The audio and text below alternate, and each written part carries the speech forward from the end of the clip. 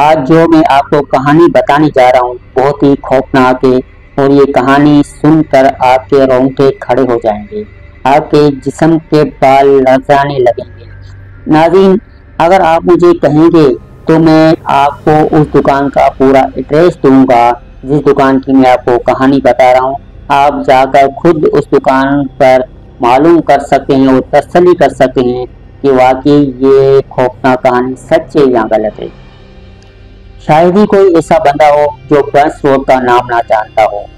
बंस road Karachi का number 1 food street है और शाम होते ही टेबलों पर खाने सज जाते हैं।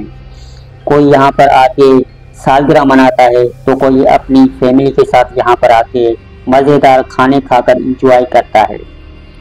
नाज़रीन, इस बंस रोड पर एक ऐसी दुकान है जहाँ पर सिर्फ और सिर्फ जिन्नात खरीदारी करते हैं। दुकानें सुबह खुलती हैं और रात को बंद हो जाती है, मगर ये एक ऐसी दुकान है जो मगरिब होने के बाद खुलती है और सुबह सूरज की पहली किरण के साथ ये दुकान बंद हो जाती है। आज से 55 साल पहले 1970 में छोटू भाई के वालिद ने ये दुकान खरीदी थी और उसी दिन से ये दुकान सिर्फ और सिर्फ रात को खुलती है। छोटू भाई का कहना है कि मेरी दुकान से सिर्फ और सिर्फ जिन्नात खरीदारी करते हैं जो पैसे भी मुझे ज़्यादा देते हैं और रेट में भी कमी की बात नहीं करते।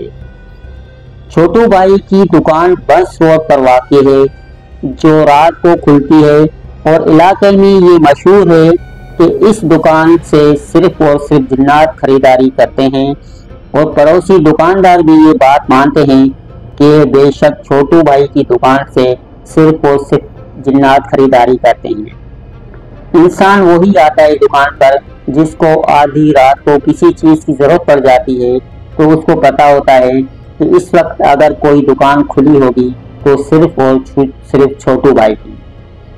छोटू भाई की राशन की दुकान है जहां जिन्नात खरीदारी करते हैं। छोटू भाई का कहना है कि एक रात को एक साथ मेरे पास आए, सामान खरीदा और जब मैं उसको पैसे बकाया देने लगा तो वो बंदा दुकान से बाहर चला गया था। मैं बाहर आया और मैंने देखा कि दूर दूर तक किसी बंदे का नाम और निशान नहीं है और मैं समझ गया कि ये इंसान नहीं बल्कि हवाई मखलूक है। छोटू भाई कहता है कि मैं आदी हो चुका हूँ इन लोगों के साथ कारोबार करते करते, इसलिए मुझे कुछ भी डर नहीं लगता। तो नाज़रीन, अगर आप मुझे कमेंट करेंगे तो मैं आपको इस दुकान का पूरा एड्रेस दूंगा, आप खुद जाकर मालूम कर सकते हैं। और अगर आपके साथ कोई ऐसा वाकया पेश आया है तो आप हमें व्हाट्सएप पर ये पूरी कहानी लिखकर भेजें। इंशाल्लाह हम आपकी कहानी आपके नाम के साथ इस यूट्यूब पर अपलोड करेंगे। डिस्क्रिप्शन में मैं अपना व्हाट्सएप नंबर दे देता हूँ, आप उस पर व्हाट्सएप कर सकते हैं। और जाते जाते मेरे चैनल को सब्सक्राइब कर दें और इस वीडियो को लाइक कर दें।